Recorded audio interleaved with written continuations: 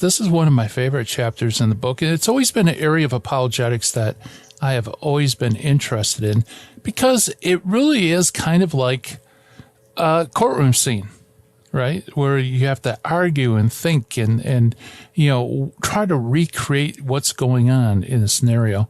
And so, the truthfulness of the Gospels is something different than the integrity of the Gospels. The integrity of the Gospels has to do with how do we know that the text that we have right now is identical to the original?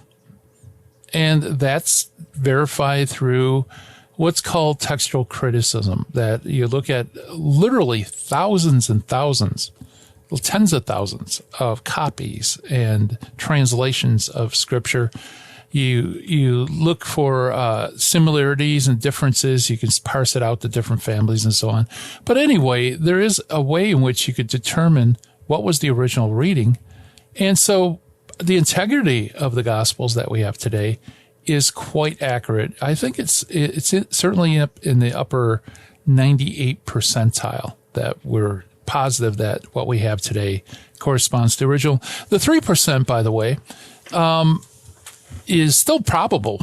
It's just we just can't completely demonstrate it, or there's some doubts about it, but none of it affects any major doctrine. Okay, so even that remaining 2 or 3% of doubt really isn't that important. But that's the integrity, right? If you establish that, you establish a lot, but it only takes you so far. Because although you establish the truthfulness of our copies of Scripture, you haven't established the truthfulness of what the copies say. Okay. And as I mentioned in the introduction to the program, non-Catholics and even Catholics usually approach this problem by looking at and comparing the claims of the gospel with extra biblical writings. And so they'll point out that even secular history, for example, speaks about the same things that are recorded in the Gospels, they'll verify various points, locations, things like that. And that's all very good. I'm not discounting that at all, but I think it comes closer to hitting the mark, but I don't think it really does hit the mark. It falls slightly short. Why? Well, because the only way you can tell whether these are true is if someone, the earliest readers of the text, actually went about verifying whether it's true. Yeah, could you go over that last part real quick? Right. And the more people you have verifying and giving the thumbs up, becoming Christian, that speaks very strongly in favor of the truthfulness of the Gospels.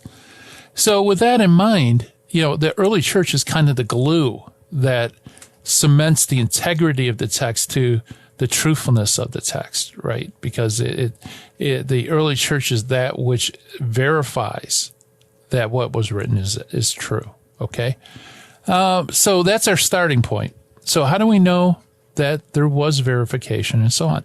Well, before we do that, we need to remind ourselves of certain things in the Gospels. And that is that you're relying on eyewitness testimony. Now, a lot of people say, and it's true, eyewitness testimony isn't an absolute guarantee of anything. It's not as certain as 1 + 1 = 2. But quite frankly, almost nothing in our experience has that level of certainty or certitude, mathematical certitude, right? You just don't live with that level of certainty. In fact, most of the things that we not only believe are true, but we'd even stake our lives on it, is based on things that could possibly be false. It's just the probability of it being false is so small that we don't even think about the fact that if we're wrong, if that small improbability actually turns out to be true, that we'd be dead. Okay, proof of this, folks, if you're listening to this program and watching it in your house, chances are there is a ceiling above your head, right?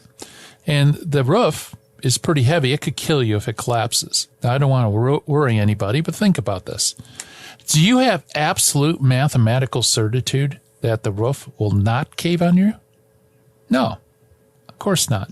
And even if you were able to develop some sort of mathematical, showing the integrity of the building material is sound, the structure is sound, and all of that in blueprints, you still have to deal with the uncertainty of, well, maybe when they put it together, they didn't put it together quite like the blueprint said. Or maybe the material is not up to specs. Maybe somebody, shaved a few bucks and didn't get the proper material. You just don't know that, right? But because your level of certitude is so high that the roof's not going to cave in on you, I would venture to say most of you are not underneath the table, bracing yourself for impact. So you just have to basically get to that point where the probability is such that it makes a lot more sense to believe something than not believe something. So don't get fooled by skeptics who insist on something on the level of mathematical certitude. That stuff is very, very rare. Okay. So another point I want to make is when it comes to eyewitness testimony, there are certain factors that do factor into probability. I know I used the word factor twice there, but, and that is the audience and the nature of the audience. Now, in my book, I go through an exercise called The Miracle Worker in the Basement. And so I'll just summarize it. And again, this is from The Gospel Truth, my latest book. Basically, I say, picture this scenario. You have an individual who's in a basement, and another individual's with them who had some sort of sickness. And the claim is that the miracle worker cured the person with sickness. Can you verify that, not being in the basement? Well, you could interview the miracle worker. You could interview the person who was sick. But that's about it, right? It's a pretty narrow channel of verification there.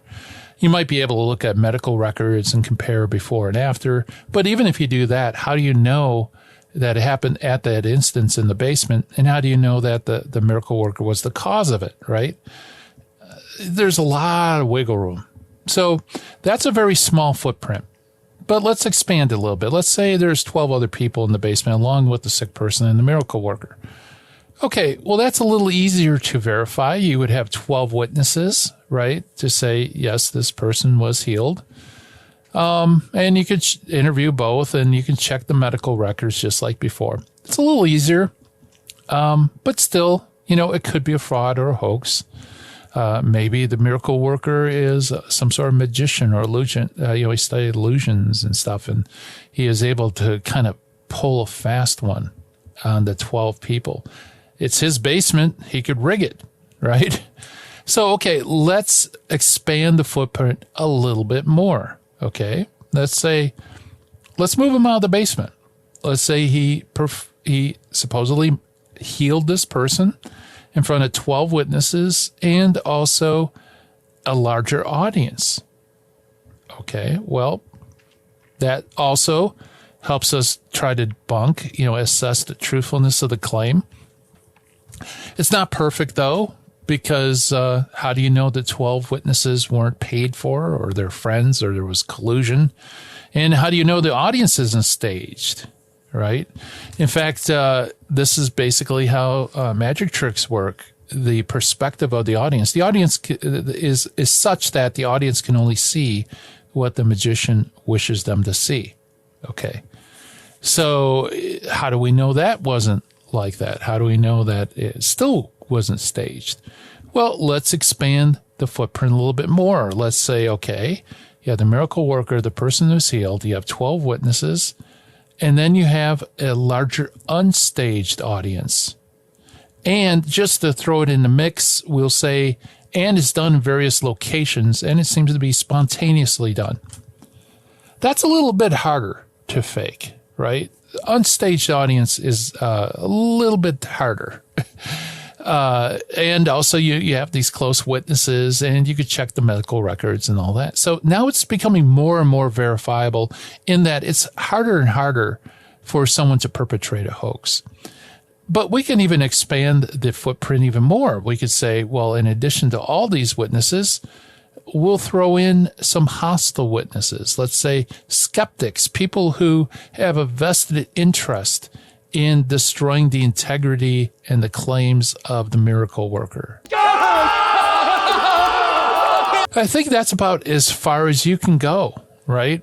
You have a large footprint, multiple locations, different unstaged audiences, and you also have the presence of hostile, critical observers.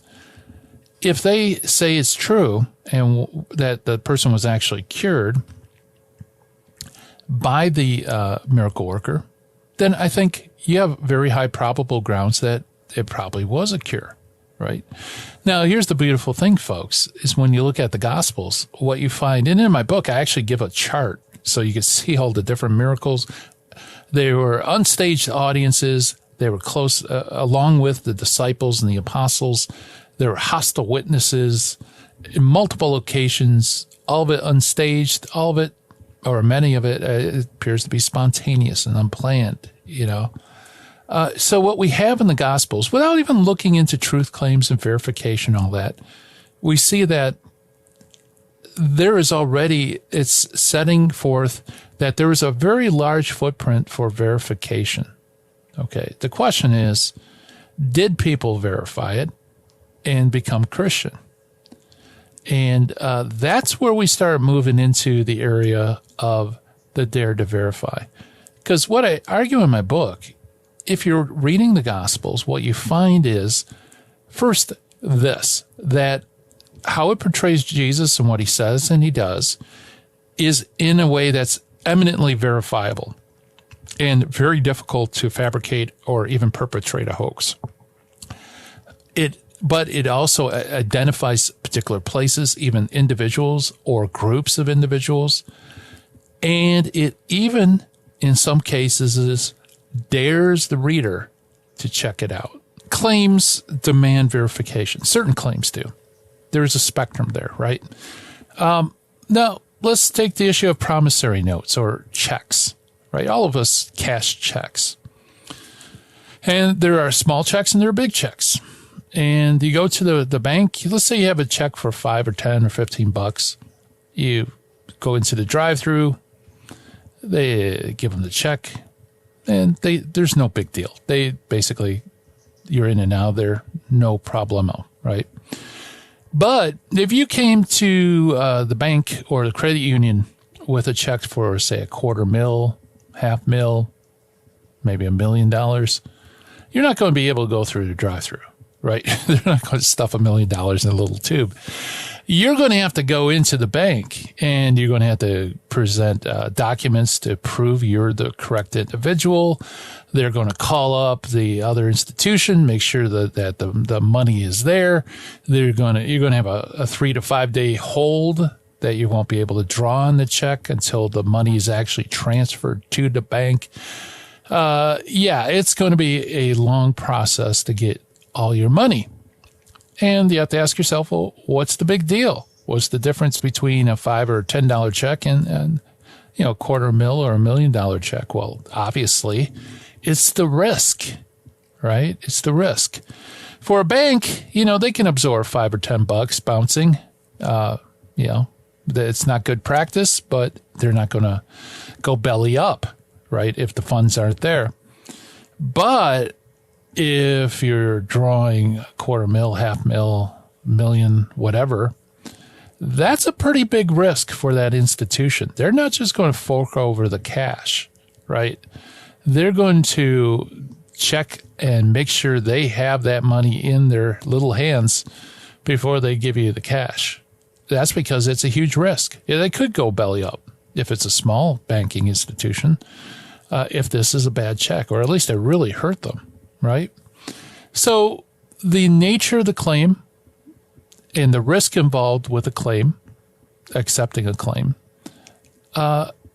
impels somebody to verify it before you get the payoff, right? So the question then is, if someone was to convert to Christianity in the first century, would that be a big check? Would this be a $5 or $10 check, or is this like $1 million check? What are the risks involved, in other words? Well, today, especially here in America, religious belief doesn't entail an awful lot. It's almost like a personal preference. And for a lot of people, especially non-Catholics, changing your religion is a lot like changing your mind. It just doesn't affect anybody but yourself. And, that's because we've kind of reduced religion down to an idea. But that's not true in antiquity, especially in the first century, right? Because to change one's religion within a first century Jewish culture entails a lot, okay? For example, if you became a Christian as a Jew, then you're going to be alienated by your Jewish family. You're going to be alienated by the congregation in the synagogue, which is kind of like one of the central hubs of your social net, if you will. You very well could be even kicked out of the synagogue. You might even be beaten if you try evangelizing. It could resort to violence, so there could be a physical risk as well. On top of that, you would have to forsake a lot of the customs and traditions that you've practiced since you were born and your family has practiced for centuries. And you're going to abandon those. Okay? Not only that, but you're going to join with this person, Yeshua of Nazareth, and who was executed by the Romans as an insurrectionist who claimed to be the king of the Jews. That means not only will you run out of favor with your Jewish compatriots, but you could run afoul with the empire, because after all, Caesar doesn't like people claiming authority that's not under his dominion, right? It's a lot of risk. And there's also the risk, too, that if this is false, you might be damned, your eternal salvation or eternal fate is at stake. And you might be supporting a deceiver, a false prophet, which is explicitly condemned forthrightly in the Torah, right? So it's huge, right? This is not just a personal choice. This involves a lot of risk. It's $1 million check if you're Jewish. Same thing's true, by the way, if you're a Gentile. Gentiles, too. You would believe things that everybody else thinks is absurd, like the bodily resurrection. So you could be mocked, you could be ridiculed. You could also run afoul of other pagans who believe in multitude of gods, where you believe in one God, the God of the Jews.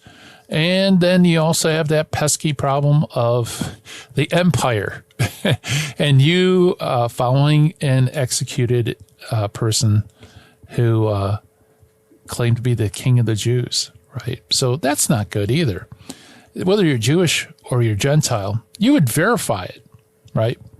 But like I said, so you have that impetus. But like I said, the Gospels basically lay out the table for verification. It wouldn't be difficult in the first century to verify things because Jesus did miracles. He taught things in multiple locations from many different unstaged audience, locals, and also people who traveled to hear from him. Also, you have this band of 12 apostles. Depending on when you live, it could be 11 with a replacement, but nevertheless a witness to the resurrection. There's a huge footprint. It would be very easy to do. You would have impetus to do it. And like I said, there are these really interesting dares to verify that are sprinkled throughout the Gospels. And let me share one. I've been doing this on a lot of interviews, so I have others in the book. One of my favorites is from a passage that I think all Catholics are familiar with, John 6, the Bread of Life Discourse.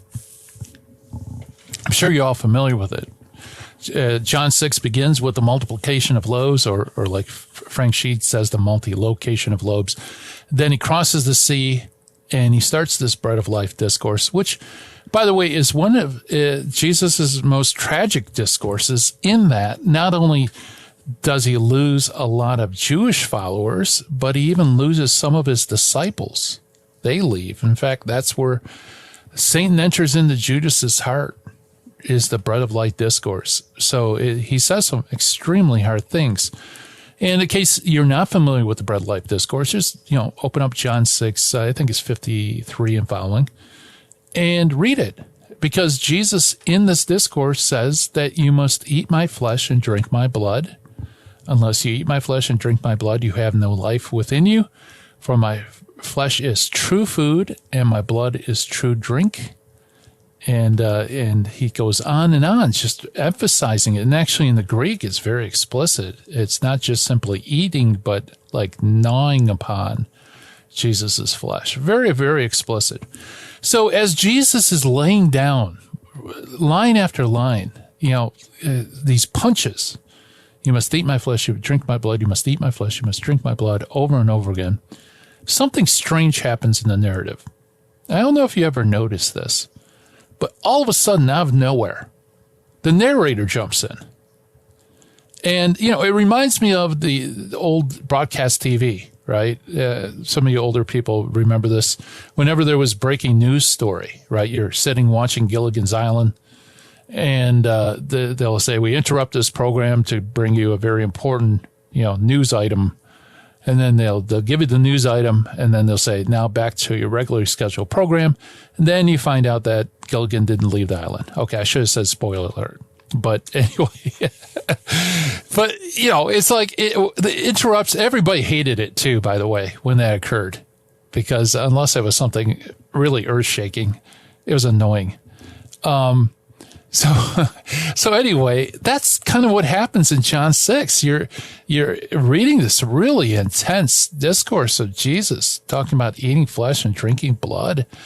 And all of a sudden, John jumps in. Okay. And John says, he says, we interrupt this broadcast to give you this very important message, right?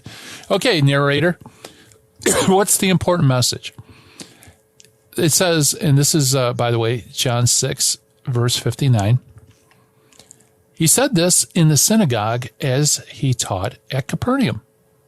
Now back to your regular scheduled broadcast. Well, he doesn't say that part, but it's like, okay, John. And then Jesus, it continues as if, nothing happened. And Jesus just continues. There's reactions, so on and so forth. John, why did you have to interrupt Jesus? Especially during this really intense discourse, to tell us where he said this. Well, that's why I call it dare to verify. Because the narrator really understood that people would think Jesus would never say something like that. And John has to step in, aware of this, and saying, you know what? If you want to check this out, just go to Capernaum, go to the synagogue, ask the people there. They'll verify it for you.